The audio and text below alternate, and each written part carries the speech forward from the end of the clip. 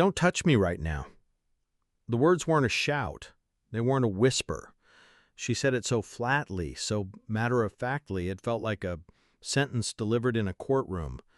My hand was already in motion, about to rest on her shoulder, a gesture I used to do 100 times a day, but her words stopped me cold. I stood there, my hand frozen in the air, and a shocking, terrible truth hit me. It had been over a month and a half, I think it was about 50 days, since I had last touched my wife. 50 days without brushing against each other, without a simple hand on the back, without a spontaneous hug. It was a long time, too long, but until that moment I hadn't even noticed. She was wearing a navy blue hoodie, a gift I'd bought her a couple of years ago. Her hair was still damp from the shower. It should have felt familiar, like home. But it didn't. There was a faint scent of a different cologne, something sharp and clean. It definitely wasn't mine. I took a step back, not because I was mad, but because the house suddenly felt foreign. The beige walls were the same, the chipped kitchen tile was still there, and the oil stain on the living room floor from when I'd spilled stir-fry was just as I remembered. But the woman in front of me, she wasn't the person I had married 2 years ago. She turned to the fridge, her movements easy and unconcerned. "We're out of milk. Can you grab some from the store tomorrow?" I didn't answer. My eyes had caught the light on her phone screen, which was lying on the counter. A text message preview. The words were a punch to the gut. "Thinking about this morning. You're incredible." It ended with a simple heart emoji. No name, no signature. She hadn't seen me read it. She didn't even notice I was still in the room. My first thought was to yell, to grab the phone, to scream, to demand an explanation, but a different, much calmer feeling washed over me. It was a profound sense of emptiness. There was nothing left to fight for, not in that moment. So I just walked out the front door. I walked past the car I was always careful not to park too close to the hedge, and kept going until my legs ached. That night, I didn't sleep in our bed. I went to the guest room. She didn't ask where I was or why. The next day, I saw she had posted a photo on Instagram, a simple picture of her coffee with the caption, "New Beginnings." I hadn't left our home yet, but I knew she had. That's when I decided I wouldn't just leave. I would make her face the end she had started. Because if "don't touch me right now" was a boundary, she was about to learn what a real boundary felt like. I didn't expect her to knock on the guest room door that night, but a part of me, the part that was still a fool, listened for it anyway. I listened for the soft creak of the hallway floor, for any sound that would signal she cared I wasn't beside her. There was nothing, just silence, a heavy, humiliating silence that was the loudest sound in the world.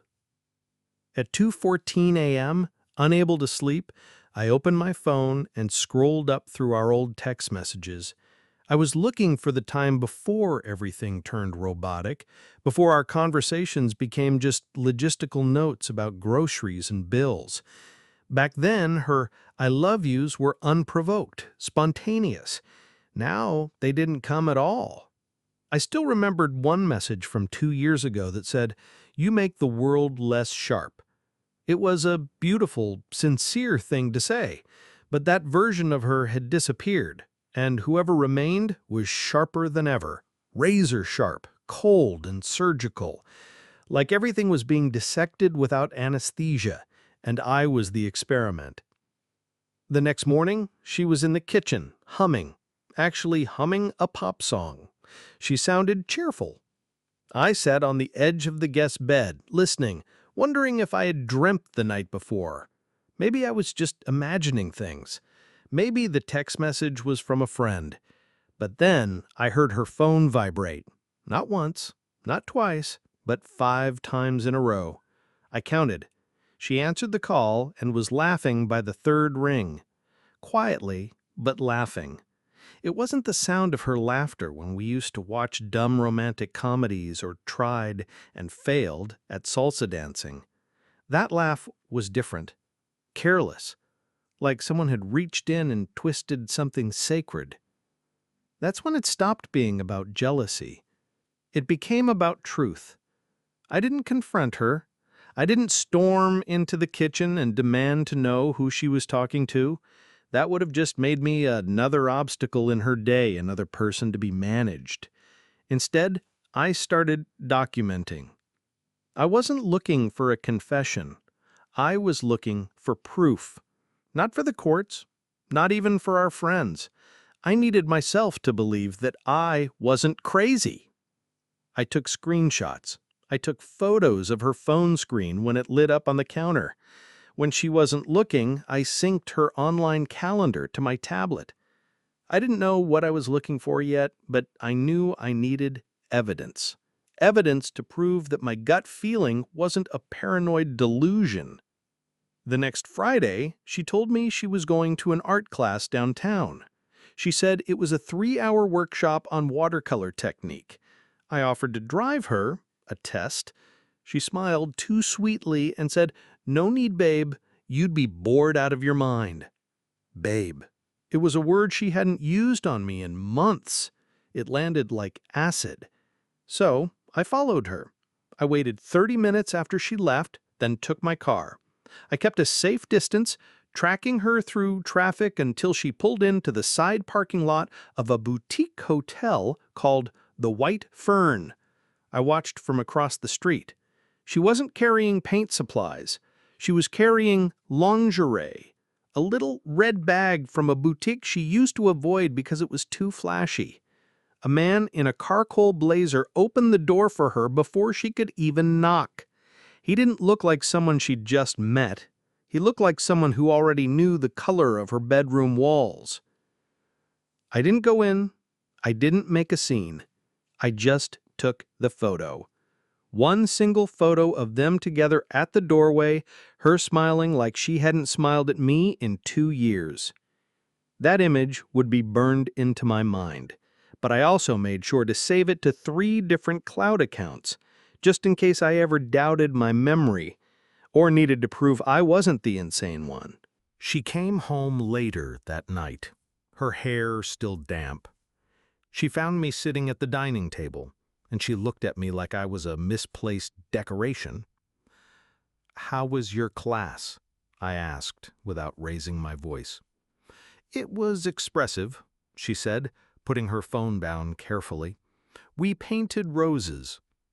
I looked her straight in the eyes and replied, "Funny, you came back without your paintbrush." For a second, I thought her expression cracked. Just for a moment. Then she smirked, turned away, and said, "You're reading into things again." I didn't respond. I simply stood up, grabbed my jacket, and walked out. Not forever, just long enough to make her think maybe I was done trying. The next day, she cried. Not in front of me, of course not, she never did. But I saw it on the security footage I had installed outside the house 2 weeks earlier. She was standing on the porch, staring out at the driveway, wiping her eyes like someone who had realized a foundation was crumbling. She had no idea that it wasn't over yet, not by a long shot. Because if I couldn't have the truth, I was going to force her to confront it herself, piece by piece. And when I was done, she wouldn't be humming anymore. The instinctive thing to do after finding the photo of her at the hotel would have been to confront her, to slap the truth down on the table and ask for an explanation. But I wasn't interested in explanations anymore. I wanted her to reveal it herself. I wanted to watch her unravel, not out of cruelty, but because after years of shrinking myself to fit her expectations, I needed to see what would happen when I stopped holding everything together. So I began a game, silent, precise, controlled. And she didn't even know she was playing. The first thing I did was cancel the automatic grocery orders. It was a small change, almost invisible, but she noticed it by day 3. She opened the fridge and asked, "Did you forget the Instacart order?" I just shrugged. Probably. That night she ate dry cereal and said nothing. One crack. Then I stopped replying to her texts immediately. Nothing dramatic, just delayed. Hours, sometimes all day. I was always polite, never cold. "Sorry, had a busy afternoon, didn't see your message until now." She started to ask, "Is everything okay?" And I would respond with something vague like, "Just tired." But the real shift happened when I stopped asking her anything. No, "How was your day?" No, "What do you want for dinner?" I became a mirror, reflecting whatever energy she gave me. And when she realized the spotlight was no longer on her, she started to flicker, desperate for a reaction. She even tried to make an effort again. She wore lipstick to the dinner table. She watched documentaries with me on the couch even though she scrolled through her phone the whole time. She even suggested we take a weekend road trip to reconnect. That's when I knew she could feel it, that distant vacuum of me stepping out of the role of the emotionally available husband, the one who forgave, who asked, who tried. That version of me was gone. And without him, she didn't know who she was. But the best move was the one she never saw coming. I printed the photo of her and the man at the hotel, not digitally. I had it developed, printed on matte paper, and slid it inside a blank birthday card. No message, just the image. Then I waited for the perfect moment. It came a week later when she told me she was going to a coworker's baby shower. She dressed up, wore a perfume she hadn't touched in months, and left in a rush. I placed the envelope in her makeup drawer, second layer down. It wasn't hidden, it was just enough out of sight that she'd find it when she was alone, getting ready. That same afternoon, I packed a bag and drove 3 hours north to my cousin Warren's cabin. I didn't leave a note, I didn't turn off my phone. I simply became unreachable. I wanted her to sit with it. To sit with that image of herself walking into a hotel room with a man whose name I never needed to know. I turned my phone off once I arrived. For 2 full days, I existed off the grid, letting her spiral. I imagined her tearing through the house, checking voicemails. I imagined the moment she found the envelope, opened it, and saw herself in it. Not a selfie, not something she could filter or explain away, but raw proof. When I turned my phone back on, there were 12 missed calls and 6 messages. The first few were mild. "Hey, just checking in. Where are you?" Then came, "Did you go through my things?" And finally, a simple one. "Please call me." I didn't respond. I wasn't ready yet. The next day, I came home like nothing had happened. She was standing in the doorway, barefoot, looking like she hadn't slept. Her eyes were red, but she didn't cry in front of me. She never did. "Why would you leave that photo like that?" she asked, her voice thin. I walked past her, hung up my coat, and said, "You always told me you hated surprises. I figured this one wouldn't disappoint." She followed me into the kitchen, asking questions I didn't answer. "How long have you known? Did you follow me? Are you going to tell anyone?" Her voice was quick, strained, afraid. Not of me, but of what might come next. I didn't yell. I didn't accuse. I simply replied, "There's nothing to tell. You already lived it." And then I poured myself a glass of water and left her standing there because the unraveling had only just begun. That night, she tried to reclaim control. It was subtle. She cooked dinner, something she rarely did anymore, and set the table for two like nothing had happened. Chicken marsala, candlelight, cloth napkins. I watched her light the wick with trembling hands and sit down opposite me like this was some twisted date night. I didn't speak. I ate slowly, deliberately.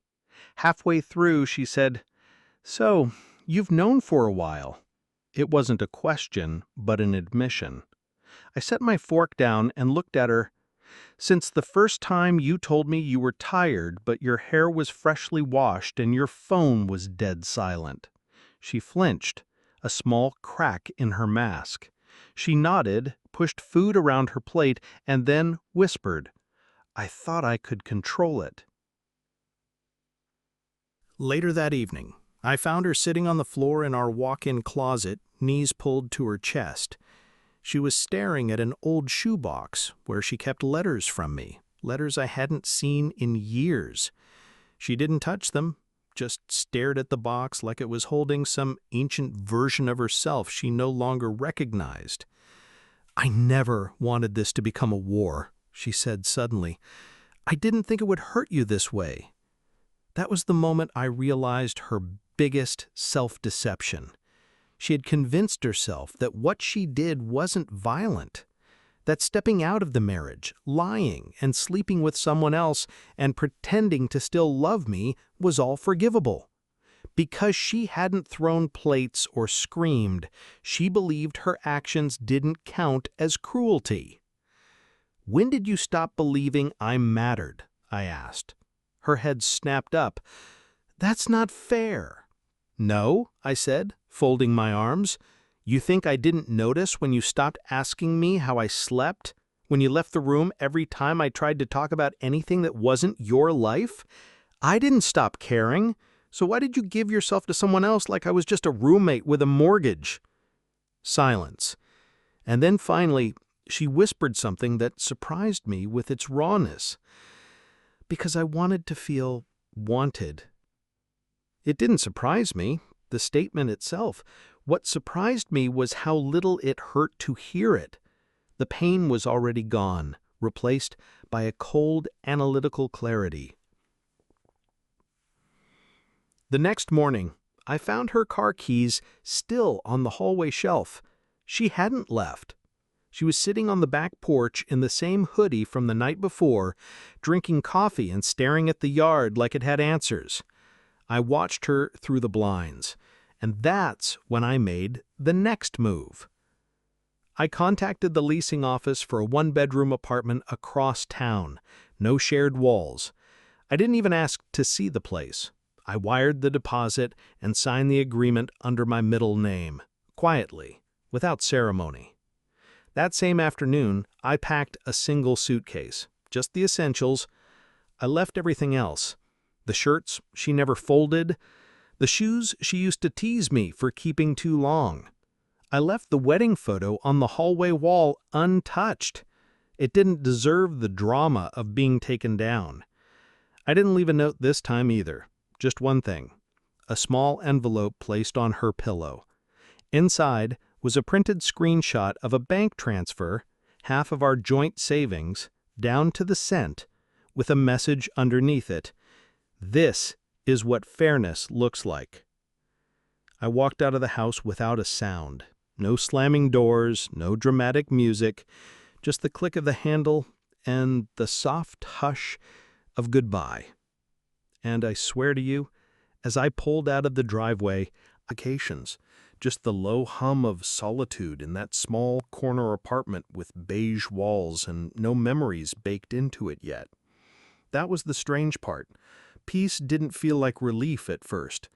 It felt like shock, like after a car crash where you're walking around untouched, but your brain hasn't caught up with your body. I kept expecting her to come through the door, still wearing that oversized hoodie, still smelling like whatever cologne wasn't mine. But she never did.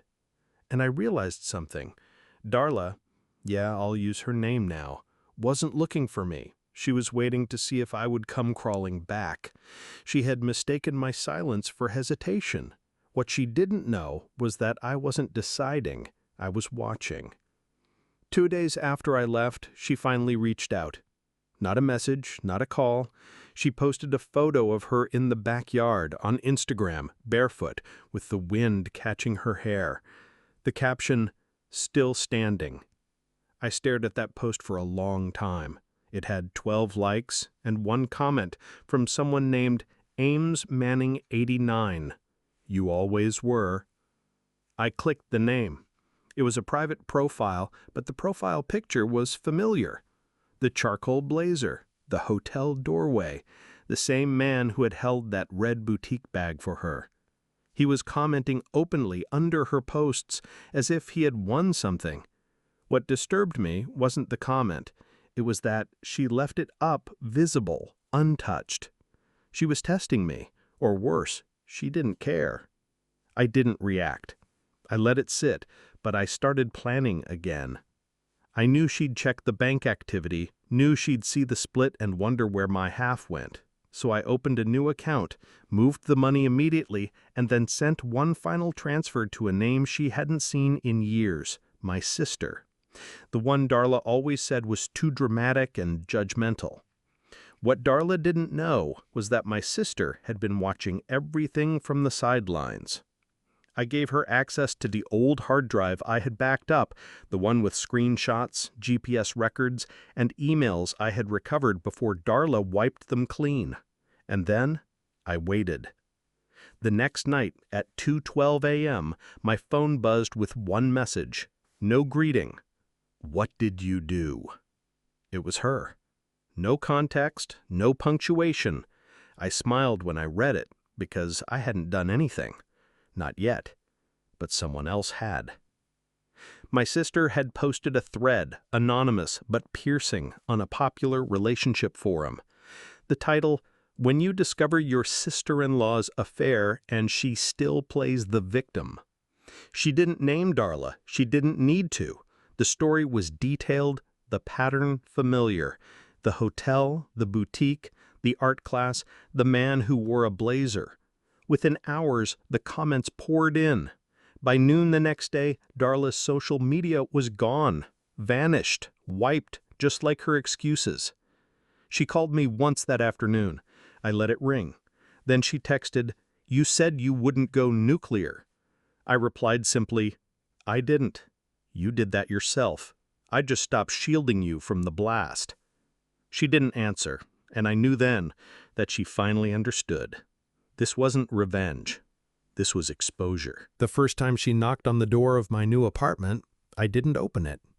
Not because I was afraid or bitter. I didn't open it because I wanted her to feel, for just 1 minute, what it was like to be on the outside of something she used to own. She stood there for almost 15 minutes, according to the camera I'd installed above the door. She didn't cry. She didn't yell.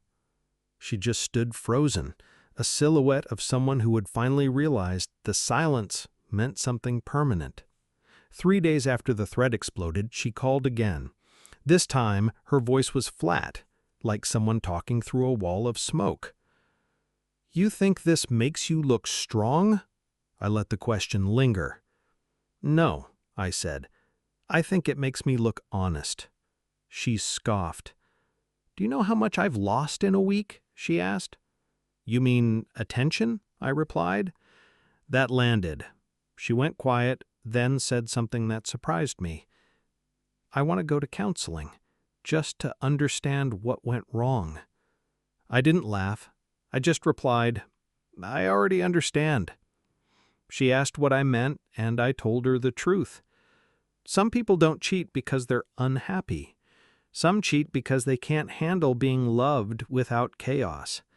That she needed friction to feel real, and when I gave her peace, she turned it into emptiness. "You didn't love me wrong," she whispered. "You just loved me in a way I couldn't return." It was the most honest thing she had said in years. I ended the call with a simple, "Please don't come here again. There's nothing left to recover." But she did come again, just not to see me. She showed up at my sister's office. My sister gave her a sealed envelope I had prepared. It was a printout of a group chat I hadn't seen before. The messages were dated from months ago, screenshots of her bragging about how checked out I was, joking about the hotel weekends. That one made my hands shake, not from sadness, but from vindication. Because you can question memories, but screenshots are gospel. I stared at the line about me disappearing without a fight and said aloud, "You were right about one thing. I did disappear. But the fight? That part was just getting started." A week later, she sent me a certified letter. Inside was a single typed page. "I didn't expect to break you. I thought you were unshakable." And that's when it finally sunk in. She didn't cheat out of passion or longing. She did it to test the limits of my love, and when I didn't collapse the way she expected, she didn't know how to grieve what she'd broken. She just wanted to see how far I could bend before I shattered. But I never shattered. I vanished quietly, entirely. I signed the divorce papers, drove them to the post office myself, and mailed them with no return address. It's been 6 months since I last saw her. I don't hate her. I thought I would, but I don't. The bitterness never came. 6 months since the divorce was finalized. Something changed in me after I signed those papers. Not dramatically, not like in the movies. There was no euphoric moment, just a slow, quiet return to myself. The self I hadn't seen in years. The man who made pancakes at midnight just because the craving hit. The man who used to paint in the garage, even though he wasn't any good at it. I started painting again. Bad landscapes mostly, but I loved it. It reminded me that doing something purely for joy is an act of rebellion. I made new friends, not the kind who ask what happened, but the kind who ask what's next. One of them, Mallory, runs a bookstore near my new place. I told her about the divorce on the second week. She didn't flinch. She said, "You don't look broken. You look rebuilt."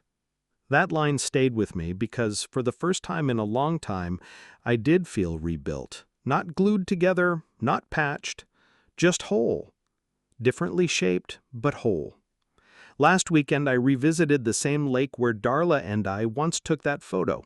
Not for nostalgia. I stood there on the dock, same spot, same breeze, but this time I wasn't holding a fish I didn't catch. I was holding a small canvas I had painted the night before. I left the painting on a bench nearby with a note taped to the back. Who you used to be is not a prison. You can walk out whenever you're ready.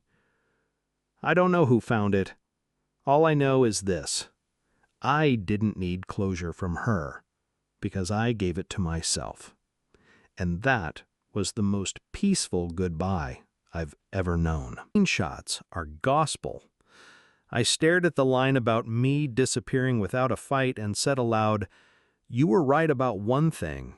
I did disappear. But the fight? That part was just getting started." A week later, she sent me a certified letter. Inside was a single typed page. "I didn't expect to break you. I thought you were unshakable." And that's when it finally sunk in. She didn't cheat out of passion or longing. She did it to test the limits of my love, and when I didn't collapse the way she expected, she didn't know how to grieve what she'd broken. She just wanted to see how far I could bend before I shattered. But I never shattered. I vanished quietly, entirely. I signed the divorce papers, drove them to the post office myself, and mailed them with no return address. It's been 6 months since I last saw her. I don't hate her. I thought I would, but I don't. The bitterness never came. 6 months since the divorce was finalized. Something changed in me after I signed those papers. Not dramatically, not like in the movies. There was no euphoric moment, just a slow, quiet return to myself. The self I hadn't seen in years. The man who made pancakes at midnight just because the craving hit. The man who used to paint in the garage, even though he wasn't any good at it. I started painting again. Bad landscapes mostly, but I loved it. It reminded me that doing something purely for joy is an act of rebellion. I made new friends, not the kind who ask what happened, but the kind who ask what's next. One of them, Mallory, runs a bookstore near my new place. I told her about the divorce on the second week. She didn't flinch. She said, "You don't look broken. You look rebuilt." That line stayed with me because for the first time in a long time, I did feel rebuilt. Not glued together, not patched, just whole. Differently shaped, but whole. Last weekend, I revisited the same lake where Darla and I once took that photo. Not for nostalgia. I stood there on the dock, same spot, same breeze, but this time I wasn't holding a fish I didn't catch. I was holding a small canvas I had painted the night before. I left the painting on a bench nearby with a note taped to the back. Who you used to be is not a prison. You can walk out whenever you're ready. I don't know who found it. All I know is this. I didn't need closure from her because I gave it to myself. And that was the most peaceful goodbye I've ever known. Who you used to be is not a prison. You can walk out whenever you're ready. I don't know who found it. All I know is this. I didn't need closure from her because I gave it to myself. And that was the most peaceful goodbye I've ever known.